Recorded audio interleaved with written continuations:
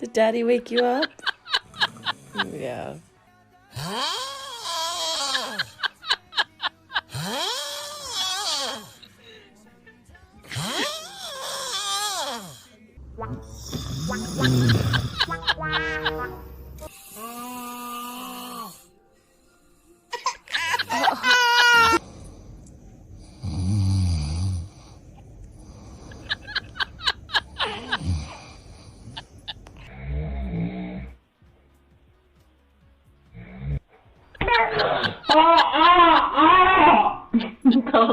To let Cairo get used to get used.